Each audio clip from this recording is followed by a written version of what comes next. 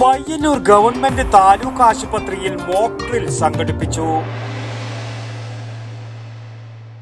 ഇപ്പോഴത്തെ കുട്ടികളുടെ IQ level വളരെ ഹൈ ആണ്. അത് നിലനിർത്തണമെങ്കിൽ പ്രോട്ടീനും കാൽസ്യവും അടങ്ങിയ ശുദ്ധമായ പശുവിൻ പാൽ ദിവസവും കൊടുക്കും. നിങ്ങൾ കഴിക്കണം. ജനതയുടെ പാലും നെയ്യും ഭക്ഷണത്തിന്റെ ഭാഗമാക്കണം.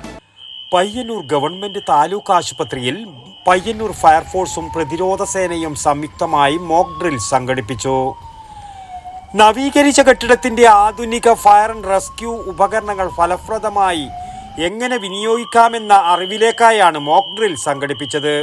Station officer Rajesh CP, senior fire and rescue ഓഫീസർമാരായ Srinivasan P, Murali N, fire and rescue ഓഫീസർമാരായ Unmesh K, Rahul PP, Irshad CK, Jishnudev PP, Joby S, Jino John, Jishnu S, Akhil MS, home ഗാർഡ്മാരായ Rajeevan M, Srinivasan Pillai, Govindan KM, civil defence വാളണ്ടിയർമാരായ Mustafa SK, Nizamuddin K, Haneef K, Krishnan K, Pramod Kumar C, Lakshmanan P എന്നിവർ പങ്കെടുത്തു.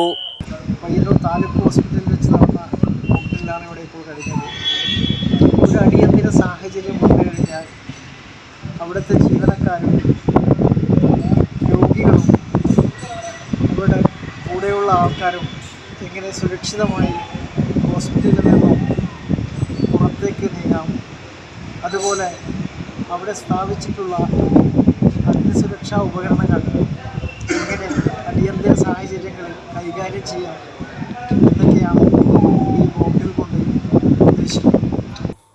Medical superintendent doctor Jyothi PM, doctor Anilkumar S, Jackson Ezhimala, Sheeba Maroli, Pradeep തുടങ്ങിയവർ നേതൃത്വം നൽകി. News bureau, Payyanur. ശ്വാസം വലിച്ചുവിട്ടെ. എത്ര വയസ്സ് വരെ പാൽ കൊടുത്തു? 1 വയസ്സ് വരെ.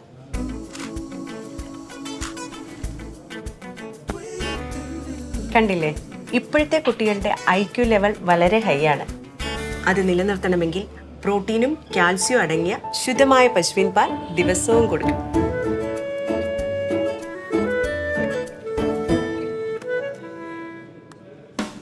ഇപ്പൊ ജനതാ പാൽ എല്ലായിടത്തും ഉണ്ടല്ലോ.